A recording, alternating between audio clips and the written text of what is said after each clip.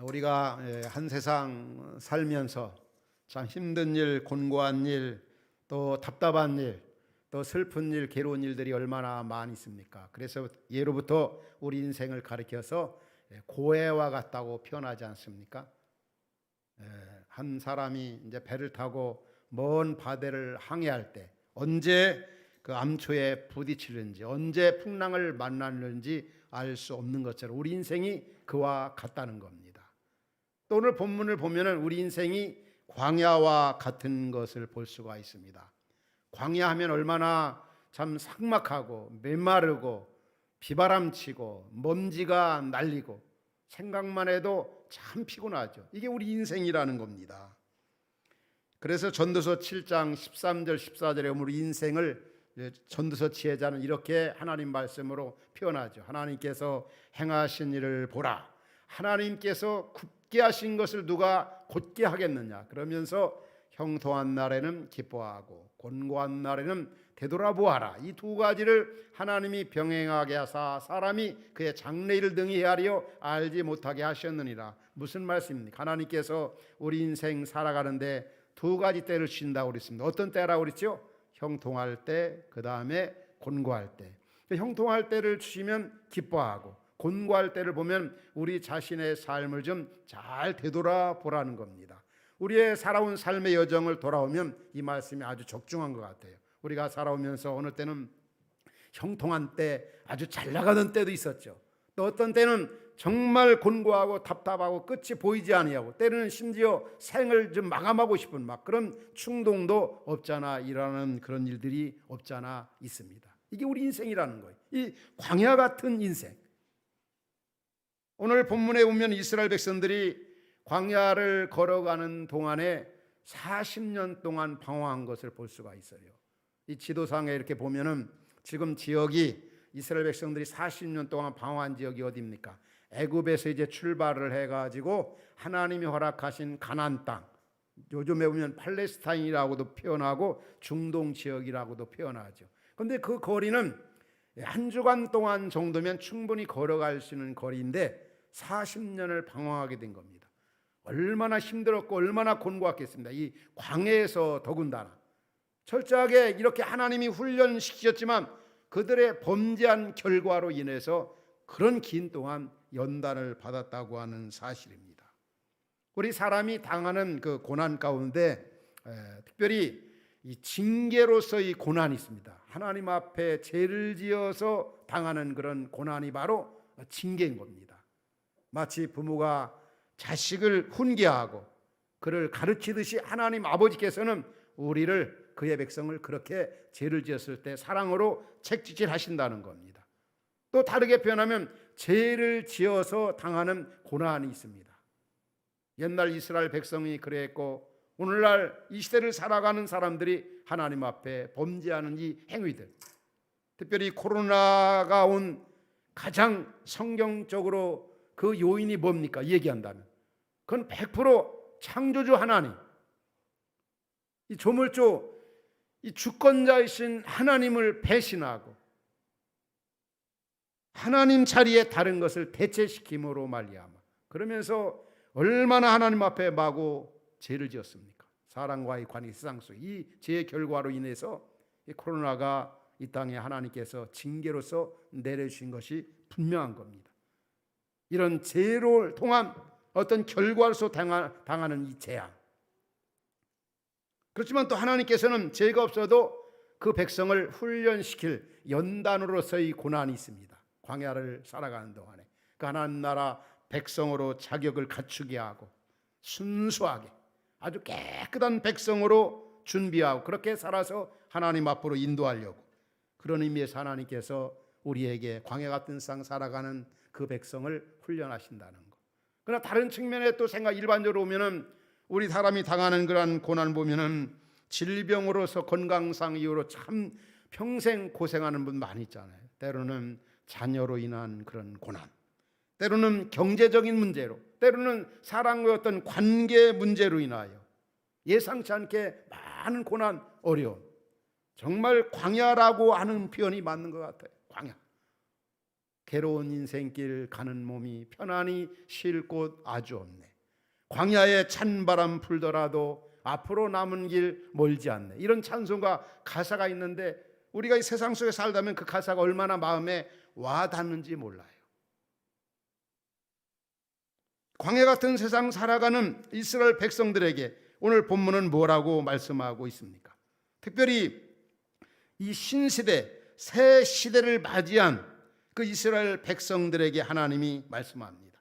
그 내용인즉 너희들은 옛날 너희 조상들처럼 하나님 말씀 불순종하지 말고 죄짓지 말고 하나님 말씀 전적으로 순종하며 살라. 그리하면 너희들이 큰 복을 받게 될 것이다. 그리고 분명히 순종하면 하나님이 약속하신 그 가나안 땅, 꿀과 젖이 흐르는 아름다운 땅에 들어가서 정말 행복하게 살게 해주겠다는 겁니다. 그리고 하나님께서 광야 생활에서 그들에게 고난을 주시고 어려움을 주시는 이유는 그들을 낮추시려고, 더 겸손하게 하려고 하나님 나라 가나안 땅에 들어가게 하는 준비 과정으로서 시련과 고난을 허락하신다고 말씀합니다. 그럴 때 너희들 원망 불평하지 말고 내가 너희들을 부모처럼 대할 거다. 이 시기가 끝나면, 이 시기를 살아가는 동안도 내가 끝까지 책임져 주겠지만 이 시기가 끝나면은 너희들이 그렇게도 그리워하던 가나안 땅에 들어갈 것이다. 그러니까 흔들리지 말고 하나님의 말씀 붙잡고 순종하며 살아달라는 겁니다. 이게 바로 본문의 내용입니다. 하나님께서 광야를 살아가는 이스라엘 백성들에게 신명기 10장 12절 13절에 보면 요구하는 네 가지가 있습니다. 그 네 가지가 무엇이었습니까? 이스라엘아, 내 하나님 여호와께서 내게 요구하신 것이 무엇이냐? 내 하나님 여호와를 잘 경외하는 것. 두 번째는 그 모든 도를 행하고 하나님 말씀 순종하는 것. 세 번째 하나님을 사랑하는 것. 네 번째는 마음을 다하고 뜻을 다해서 하나님을 섬기는 것. 하나님 섬기는 것, 하나님 사랑하는 것, 하나님 말씀 순종하는 것, 하나님을 경외, 하나님을 두려워하는 것. 이 광야 같은 세상에 살면서 내가 너희들에게 요구하는 것은 이것이다. 더군다나 13절에 보면 뭐라고 말씀합니까? 내가 오늘 내 행복을 위해서, 우리의 행복을 위해서 광야 같은 세상 살아가는 우리에게 이 말씀을 주고 계시다는 사실입니다. 오늘 말씀을 듣는 성도님들, 이 코로나 시기 힘든 시기를 살아가지만 정말 우리가 행복하게 살기를 원한다면 오늘 이 주신 말씀 마음에 담아야 합니다. 하나님을 잘 경외하고 하나님 말씀 순종하고 하나님 사랑하고 하나님을 전심으로 섬기고 그러면 너 행복하다. 아무리 광야가 비바람이 몰아치고 때는 추운 겨울같이 엄동설한이 온다 할지라도 하나님 사랑하라. 서양 속담에도 그런 말이 있잖아요. 평생을 행복하게 살기를 원한다면 하나님 사랑하라. 오늘 말씀을 듣는 여러분, 정말 행복하게 살기를 원하십니까? 하나님 말씀 듣고 순종하십시오. 하나님 사랑하십시오. 저는 이 지역으로 또 여러분과 함께 흩어진 교회 오면서 제 마음 가운데 그런 생각이 굉장히 강하게 들었어요. 우리 함께하는 우리 흩어진 화평 가족들, 정말 좀 내가 행복하게 해드려야 되겠다. 우리 교회에서 행복하게 신앙생활하도록 해야 되겠다. 얼마나 그런 마음이 많이 드는지, 또 그런 부분에 대해서 기도하고. 그런데 어느 날 제가 기도하면서 깨달았어요. 마치 하나님의 음성처럼 들리더라고요. 내가 어떻게 내 백성을, 성도를 내가 행복하게 해준다고? 한마디로 어림도 없는 거죠, 여러분. 어떻게 제가 여러분을 행복하게 해드리겠어요? 진짜 우리를 행복하게 해주신 분은 누굽니까? 우리 하나님 아버지십니다. 여러분 그렇게 믿습니까? 바로 하나님 아버지가 어떤 자에게 하나님이 진짜 행복, 만족, 이 광야 같은 곤고한 세상 살아가는 그들에게, 우리에게 주십니까? 그 행복은 바로 하나님 말씀 사랑하고 하나님 말씀 순종하고 그 말씀 지켜나가는 자에게 하나님이 행복을 주시겠다는, 복을 주시겠다는 거예요. 번성케 하시겠다는 거예요. 그럼 왜 광야 같은 이 세상, 우리를 이 땅에서 그렇게 살아가게 하실까? 좀 고생 없이 좀 살게 하시지 못하시는가? 좀 편한가 하면은 또 며칠 혹은 몇 달, 얼마 또 지나면 계속 우리에게 곤고한 일, 슬픈 일, 참 어려운 일을 많이 당합니다. 왜 이렇게 하나님은 광야 같은 이 세상에 우리를 계속 버려두시고 또 그렇게 살아가도록 그 어려움을 허락하시는가? 그 이유를 본문에서 말씀하고 있는데, 특별히 3절에서 이렇게 말씀하잖아요. 3절 보면 뭐라고 말씀하죠? 한번 같이 읽어볼까요? 너를 낮추시며 너를 줄이게 하시며 또 너도 알지 못하며 내 조상들도 알지 못하던 만나를 내게 먹이신 것은 사람이 떡으로만 사는 것이 아니요 여호와 입에서 나오는 모든 말씀으로 사는 줄을 내게 알게 하려 하심이니라. 무슨 말씀입니까? 사람이 떡이 전부가 아니라 하나님 말씀으로 산다, 이 말은 하나님 전적으로 의지하며 살라고 우리에게 광야 같은 세상을 살게 하시고 우리에게 시련과 고난과 아픔을 허락하신다는 거예요. 하나님 의지하여 살 수 있는 곳이 이 세상입니다. 그런데 많은 사람들은 또 예수 믿는다 하면서 하나님을 경외한다 하면서 내 힘으로 내 노력으로 또 다른 세상의 어떤 것들 자꾸 의지하며 산다는 거죠. 이 광야 실제 그 영상을 잠깐 담았는데, 이 광야는 어떤 곳입니까? 먹을 곳이 없는 곳이에요. 광야는 어떤 곳입니까? 마실 물이 제대로 없는 곳이에요. 입을 것도 없고 햇빛만 내리쬐이고 독사 뱀이 있는 곳이고 비바람 먼지가 날리는 곳이고 가도 끝이 없는 곳이 바로 이 광야입니다. 이 사막. 옛날 이스라엘 백성이 여기서 40년 동안 걸어갔던 길이고 살았던 그런 장소입니다. 이 40년 이 광야 생활. 그래서 광야의 특징은 우리에게 있어서는 자력으로 살 수 없는 거예요. 내 힘으로, 내 능력으로. 어떻게 저기서 먹고 삽니까? 이 광야를 허락하신 이유는 하나님께서 여기에서 일용할 양식을 주셨잖아요. 하루하루 하나님 의지하며 살라고 하나님께서 그들에게 일용할 양식과 필요한 것들을 주셨습니다. 우리 출애굽기 16장에 보면 저러한 광야를 걸어간 이스라엘 백성들 자주 하나님을 원망하고 지도자 모세 아론을 얼마나 원망했습니까? 때가 되면 확실히 주시는데도 불구하고 계속 원망 불평을 했어요. 그런데 하나님께서 어떻게 그들에게 먹을 것을 주었습니까? 이스라엘 백성에게 월요일 날, 화요일 날, 수요일 날, 목요일 날, 금요일 날까지는 하루에 한 5밀씩 나가서 그 만나를 거두도록 했습니다. 그런데 그 만나가 많지도 아니하고 또 적지도 아니 아주 풍족하게 한 사람 식구들 먹을 거 충분했습니다. 그리고 이제 요즘 표현한다면 토요일 날, 옛날 말하면 금요일 날은 안식을 위해서 갑절에 그 만나를 거두도록 했어요. 더 많이 거두도록.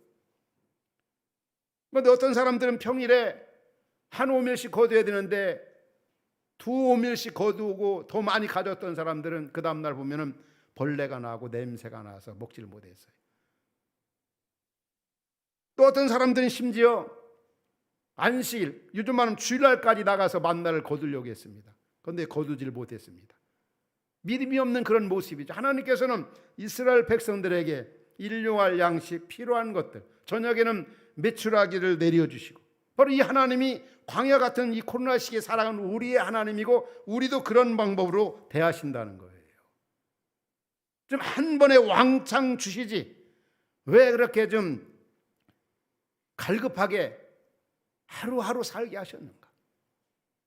바로 하나님 의지하고 하나님이 주셨음을 생각하고 감사하며 살라고.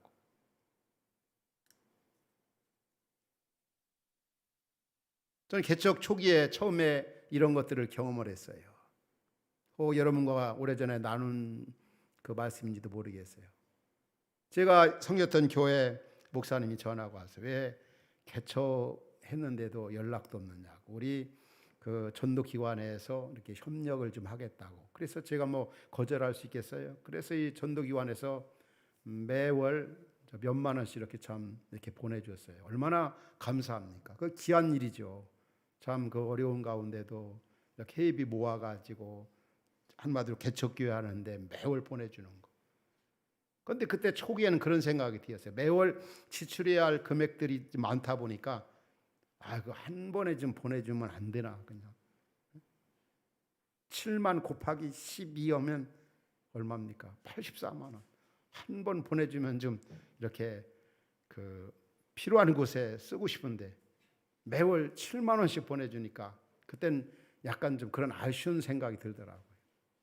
그런데 제가요, 참 거기서 한 가지 깨달은 게, 이거 매월 이렇게 7만 원씩 보내주는 게 얼마나 감사한가. 왜냐, 한 번 보내주면 한 번 감사하지만 12번에 걸쳐 보내주니까 적어도 12번 감사하고 12번 이상만 기도했겠어요? 그 협력하는 전도기관 날마다 기도가 이렇게 되어지죠. 아마 제가 알기로는 어제도 우리 가정교회 어느 집사님 그 식구들과 함께 지방의 어느 목사님 교회에 이렇게 협력하기로 하고 다녀온 줄 아는데 참 얼마나 아름다운 일입니까? 매월 그 어려운 가운데도 우리 성도님들이 가정교회에서 모아서 어려운 힘든 그 개척교회를 이렇게 협력하고 또 기도와 함께 한다는 거 너무 귀한 일입니다. 그럴 때 하나님의 인재와 도우심을 많이 경험할 수 있다는 거. 그런데 놀라운 한 가지 사실은 그 광야를 걸어가는 동안에 하나님께서 이스라엘 백성들에게 한 번도 굶긴 일이 없다는 거예요. 그들이 굶어서 죽은 사람 아무도 없어요. 마실 물이 없어가지고 죽은 사람 아무도 없어요.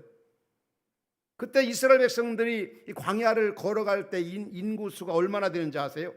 장정만 60만이라고 했으니까 남녀노소 포함하면 적어도 200만에서 250만은 될 거예요. 250만 광야를 걸어가는 동안에 40년 동안 하나님께서 한 번도 굶기지 않아요. 한 번도 물이 말라 힘들게 하지 않아요. 오늘 본문 4절에 오면은 뭐라고 말씀합니까? 그들이 발이 부르트지도 아니했고 옷이 휘어지지도 아니했고. 여러분, 누가 그렇게 하셨습니까? 하나님께서 이렇게 다 250만 되는 그 많은 사람들을 40년 동안 먹여주고 입혀주고 물을 주었고 예적에 침입이 있을 때 그들을 지켜주었고 함께 해주었고. 하나님 앞에 무슨 할 말이 있겠습니까? 오늘 저나 여러분도 어떤 면에 보면 같습니다. 저나 여러분들 하나님 이 힘든 시기를 살아가지만 하나님 앞에 할 말이 없어요. 일용할 양식을 날마다 주셨다고 하는 사실이에요. 우리 마태복음 6장 25절 이하 31절 보면 그런 말씀 나오잖아요. 너 무엇을 먹을까, 무엇을 마실까, 무엇을 입을까 염려하지 마. 들의 백합화를 보아라. 입을 것 때문에 염려하는 사람을 향해서. 또 먹을 것 때문에 걱정하고 염려하고 두려워하는 사람을 향해서 뭐라?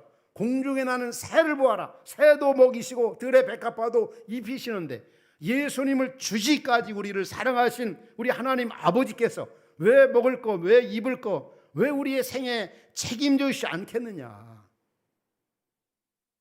그런 관심 이방 하나님 없는 사람들은 맨날 먹을 거 마실 거 그런 쪽에 사로잡혀 산다. 그게 전부인 양 살다. 제발 좀 너희들은 그렇게 살지 말라. 아무리 광야 같은 세상을 산다 하지만 먼저 하나님의 나라를 구하라. 너희는 먼저 하나님 나라 구하라. 그러면 이런 것들은 다 채워주겠다는 거예요. 이게 오늘 말씀이고 하나님의 약속의 말씀입니다. 오늘이 제가 섬겼던 또 여러분들이 섬겼던 또 제가 개척했던 화평교회가 33주년 기념주일입니다. 오늘이. 그러니까 이때가 되면 저는 옛날 개척 때 생각이 참 많이 나요. 그때 생각하면서 요즘에 1월 달에 좀 많이 기도가 되어지더라고요.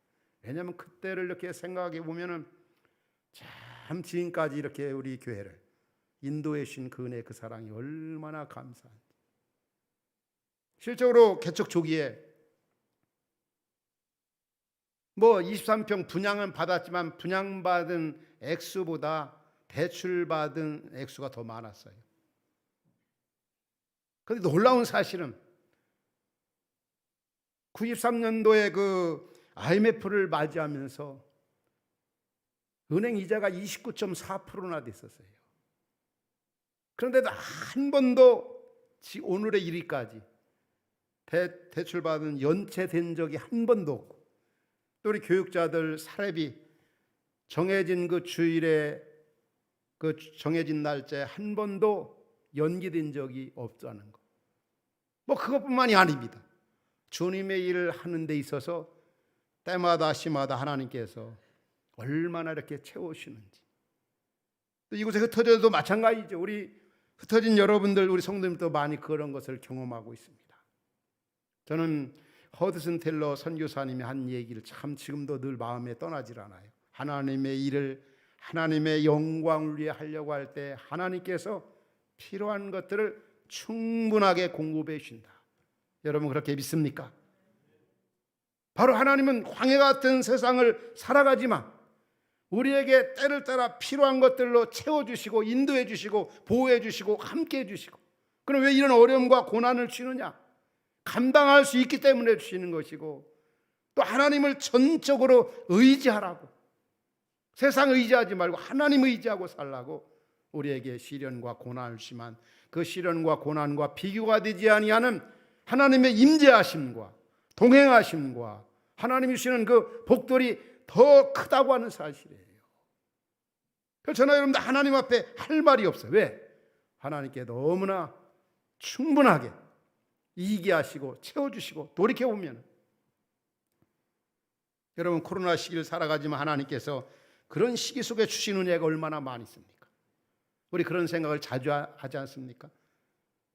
코로나 바이러스 만나기 전에는 그런 줄 몰랐지요. 우리 인간의 그 연약성이나 한계성, 평상시 당연시 생각했던 그 많은 것들이 얼마나 아무것도 아닌 것처럼 생각했던 그런 것들이 얼마나 귀한가, 얼마나 아름다운가. 이 코로나 이 바이러스 또 우리로 하여금 미래 시대를 앞당겨 준비할 수 있게 해주신 거 얼마나 감사합니까? 우리가 지금 경험하는 것처럼 이제는 온라인 원격 시대가 도래했고 이미 그렇게 되어져 가고 있어요. 이제 온라인, 오프라인 이제 병행을 하게 되어지고 이제 온라인으로 돼버린 거죠. 교회가 이 디지털 세상에 뛰어들었어요. 다양한 양육, 훈련, 이 콘텐츠를 이제 담은 유튜브를 통해서 얼마나 사역들이 지금 활발하게 이루어지고 있습니까? 이 줌, 시공간을 초월하는 교회 사역의 큰 도구가 되어지고 있어요. 미래에 앞당겨서 이렇게 준비하게 하고, 이런 일들을 통해서 또 얼마든지 사역들이 가능하게 만들었다는 거예요. 이 코로나 시기에 우리 살아가면서 참 교회와 그렇지 못한 교회가 자꾸 이렇게 구별되어지죠. 교회다운 교회가 이런 시기 속에도 지혜롭게 잘 대처해서 힘있게 나갈 수 있다는 거죠. 이 코로나 시기 전에는 교회하면 자꾸 건물만 생각했어요. 어떤 본질적인 거 그런 것보다는 예형적인 거, 큰 거, 많은 거. 그러나 이 시기를 맞으면서 이 교회의 본질을 생각하게 되었고,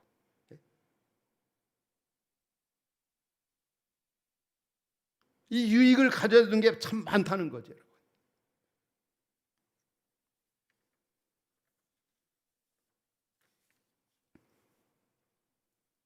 그러나 옛날 이스라엘 백성들은 하나님 앞에 어떤 태도를 가졌습니까?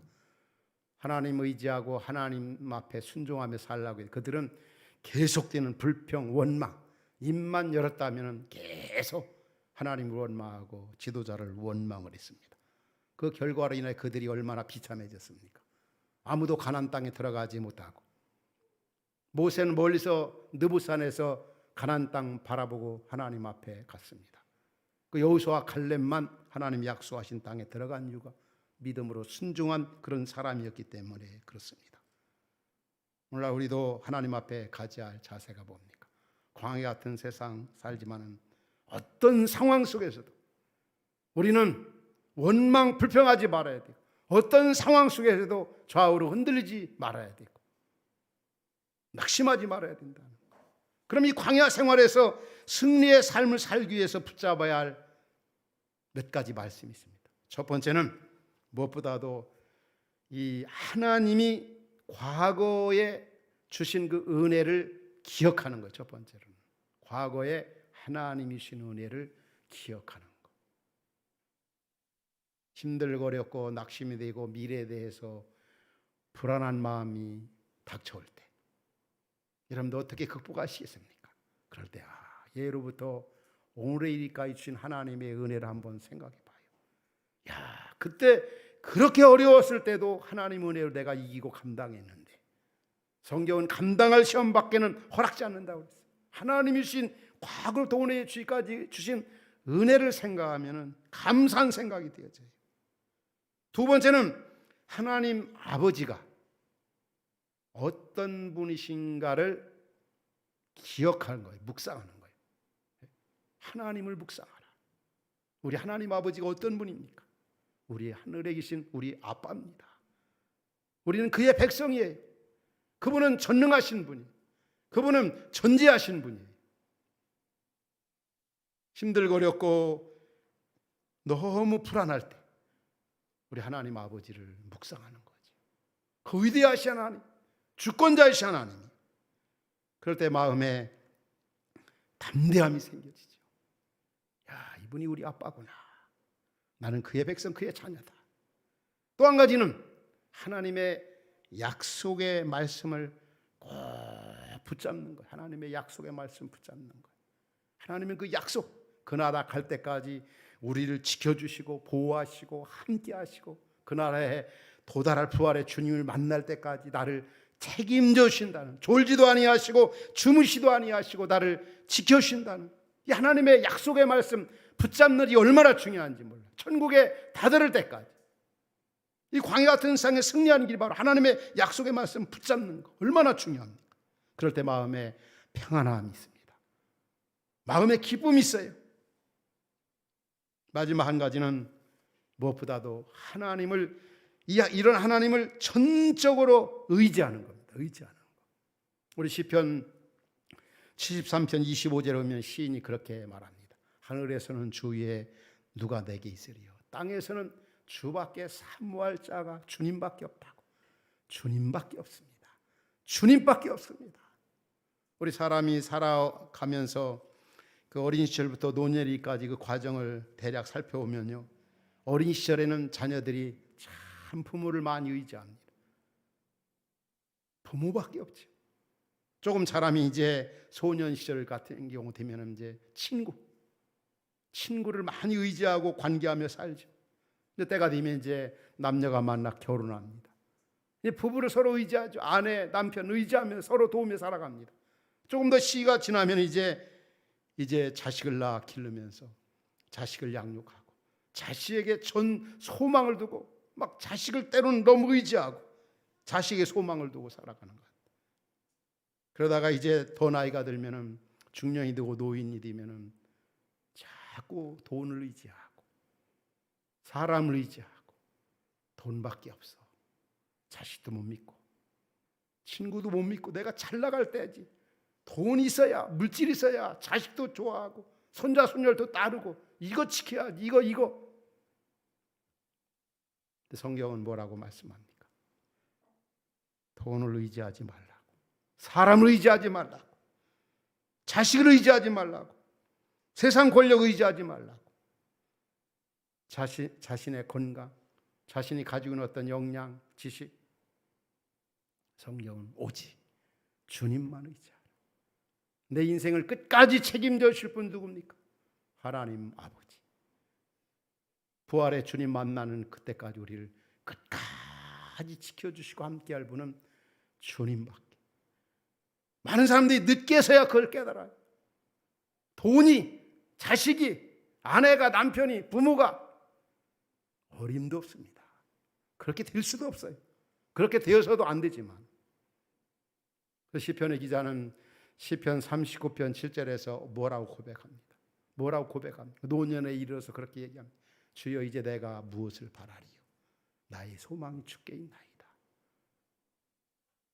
정말 광야 같은 세상, 한치 앞을 내다볼 수 없는 세상, 오직 주만 의지하고 주님 말씀 순종하고 주님의 약속 붙잡고 하늘에 소망 두고 살아가는 것.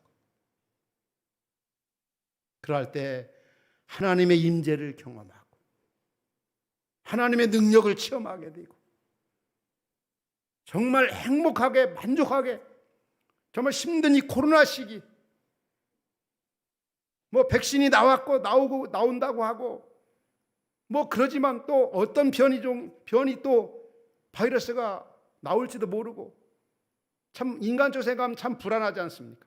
그러나 우리의 진정한 생명이 되시고 소망 되시고 우리를 천국에까지 우리 인도하실 주님, 그 주님 의지하고 그 주님의 약속의 말씀 붙잡고 정말 이 시대 속에 사명 감당하면서 행복하게 살아가는 그런 은혜가 오늘 말씀 듣는 여러분 모두에게 있기를 주의 이름으로 축원합니다.